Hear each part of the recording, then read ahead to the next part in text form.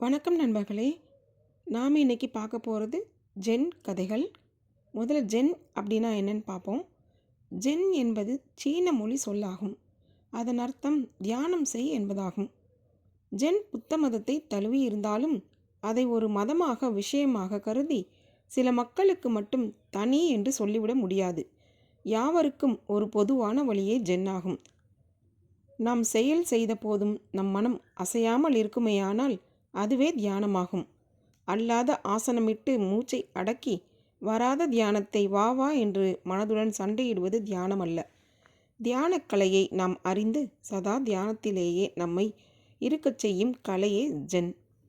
போதி தர்மர் அளிக்கும் மகத்தான 10 பாடங்களில் முதலாவது தியானம். ஜென் எதை பற்றியும் சிந்திக்காதே என்கிறது. இப்போ ஜென்ல ஒரு கதை பார்க்கலாம். துறவி கையில் எடுத்த ஆயுதம். எதையும் காரண காரியத்தோடு செய்தாலும் அதை பகிரங்கமாக வெளியே தெரியாமல் பார்த்து கொள்வது ஜென் தத்துவத்தின் அடிப்படை. ஒரு ஜென் துறவி பேசும் பேச்சுக்கு இருப்பதை போல் அவரின் மௌனத்துக்கும் அர்த்தமுண்டு. ஜென் துறவிகளின் மனநிலைக்கேற்பவே செய்கைகளும் அமையும்.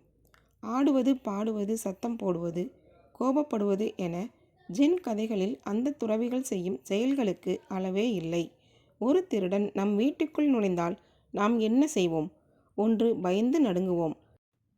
சிலர் எதிர்த்து போராடக்கூட செய்வார்கள். சிலர் சத்தம் போட்டு ஊரை கூட்டுவார்கள். ஜப்பானில் வாழ்ந்த ஜென் துறவி ஷிஷிரி கோஜுன் என்ன செய்தார் தெரியுமா? அது ஒரு முன்னிரவு பொழுது. தன் ஆசிரமத்தின் தாழ்வாரத்தில் அமர்ந்து படித்து கொண்டிருந்தார் ஷிஷிரி கோஜுன். அவர் படித்து கொண்டிருந்தது புத்தக ஜாதக கதைகள். அதில் அப்படியே ஆழ்ந்து போயிருந்தார். திடீரென்று ஒரு சத்தம். ஏய், உன்னைத்தான். இப்போ திரும்ப போறியா இல்லையா? சிஷிரி நிமிர்ந்து பார்த்தார். ஒருவன் கையில் மின்னும் கத்தியுடன் அவரை முறைத்து பார்த்து கொண்டிருந்தான். அந்த ஆசிரமத்தில் வேறு யாராவது இருக்கிறார்களா என்று நோட்டம் விட்டான். நீ யாரப்பா? உனக்கு என்ன வேண்டும்? நானா? இன்னுமா உனக்கு புரியலை? உன் வீட்டில் திருட வந்திருக்கிறேன். உன்கிட்ட இருக்கிற பணம் எல்லாத்தையும் கொடு. இல்லைனா என்ன நடக்கும் தெரியுமா? என்ன நடக்கும்? என் கையில் என்ன இருக்குன்னு பார்த்தேல. பணம் வேணுமா, உயிர் வேணுமா? சரி சரி, உனக்கு பணம் தானே வேண்டும். என்னை தொந்தரவு செய்யாதே, நீயே போய் எடுத்துக்கொள்.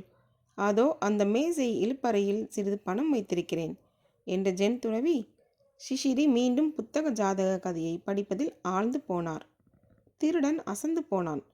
இப்படியும் ஒரு மனுஷனா? என் கையில் இருக்கிற கத்தியை பார்த்து கூட இந்த ஆளுக்கு பயம் வரலையே. ஒருவேளை வேறு யாராவது பின்னாடி வந்து நம்மை அடிச்சு போட திட்டம் போட்டிருக்கானா? சே, அப்படி இருக்காது. ஆளை பார்த்தாலே சாது மாதிரி தெரியுது. அப்படியே யாராவது இருந்திருந்தாலும் இந்நேரம் என்னை பிடிக்க வந்திருக்கணுமே. இப்படியெல்லாம் யோசித்தவனாக அவன் ஜென் துறவி காட்டிய மேசை அருகே போனான். மேசையை திறந்தான். அதிலிருந்த மொத்த பணத்தையும் அப்படியே எடுத்தான். அப்போது ஷிஷிரியின் குரல் கேட்டது. என்னப்பா, பணத்தை எடுத்து விட்டாயா? நான் சொன்னேன் என்பதற்காக மொத்த பணத்தையும் எடுத்துக்கொண்டு போய்விடாதே. நாளை நான் செலுத்த வேண்டிய வரி பாக்கி கொஞ்சம் இருக்கிறது. அதற்காக கொஞ்சம் பணத்தை மட்டும் எனக்காக வைத்துவிடு. என்ன, சரியா? திருடன் யோசனையுடன் அவரை பார்த்தான். அந்த துறவியின் குரல் அவனை என்னவோ செய்தது. அவனால் அதை அலட்சியம் செய்ய முடியவில்லை. எடுத்த மொத்த தொகையிலிருந்து சிறிது பணத்தை எடுத்து மேசை இழுப்பறையில் வைத்தான். கிளம்பினான். அவன் வாசல் கதவை அடைந்தபோது சிஷிரியின் குரல் அவனை தடுத்தது. ஏனப்பா வந்தாய்? என் பணத்தை எடுத்தாய். ஒரு நன்றி கூட சொல்லாமல் போகிறாயே. இது உனக்கே சரி எனப்படுகிறதா? திருடன் அதிர்ந்து போனான். இவ்வளவு தைரியமாக தன்னிடம் பேசும் ஒரு மனிதனை அவன் வாழ்நாளில் கண்டதில்லை. அவன் ஷிஷிரியின் அருகே வந்தான். எனக்கு பணம் கொடுத்ததுக்கு ரொம்ப நன்றி ஐயா என்றான். வெளியேறினான். ஷிஷிரி மறுபடியும் வாசிப்பதில் ஆழ்ந்து போனார். அந்த திருடன் வெகு நாட்களாக பல வழக்குகளாக உள்ளூர் காவலர்களால் தேடப்பட்டு வந்தவன். ஷிஷிரியின் ஆசிரமத்திலும் அவன் கைவரிசை காட்டிய செய்தி வெளியே பரவியது. காவலர்கள் தங்கள் தேடுதல் வேட்டையை தீவிரப்படுத்தினார்கள். ஒரு நாள் அவன் மாட்டிக்கொண்டான். விசாரணை நடந்தது. ஷிஷிரியின் ஆசிரமத்தில் திருடியதற்கு சாட்சி சொல்லும்படி அவருக்கு அழைப்பு போனது. அவரும் வந்தார். அவரிடம் விசாரித்தார்கள். இவன் என்னிடம் எதையும் திருடவில்லை. என்னிடமிருந்து சிறிது பணத்தை பெற்றுக்கொண்டான். அதற்கு நன்றி கூட சொல்லி சென்றான் என்றார் ஷிஷிரி கோஜுன். அப்படி அவர் சொன்னது அவன் உள்ளத்தை தொட்டுவிட்டது. ஆனாலும் பிற குற்றங்களுக்காக அந்த திருடன் சிறையில் அடைக்கப்பட்டான். வெளியே வந்ததும் அவன் ஷிஷிரியிடமே சீடனாக சேர்ந்தான். பல ஆண்டுகள் அவருடன் இருந்து ஞானமும் பெற்றான். கருணை, இதைப்போல மனிதர்களை கலங்கடிக்க செய்யும் சிறந்த ஆயுதம் வேறு இருக்க முடியாது. அந்த ஆயுதத்தை கையில் எடுத்திருந்தார் ஜென் துறவி ஷிஷிரி. அதற்கான பலன் கிடைத்தது. அதோடு திருட வந்தவனுக்கே நன்றி சொல்லி பணம் பெற்று செல்லும் பண்பை கற்றுக் கொடுத்தது அவர் திறமை. இரக்கம், கருணை, இந்த குணங்களுக்கு எப்பேற்பட்ட கல் நெஞ்சக்காரரையும் கரைய வைக்கும் சக்தி உண்டு.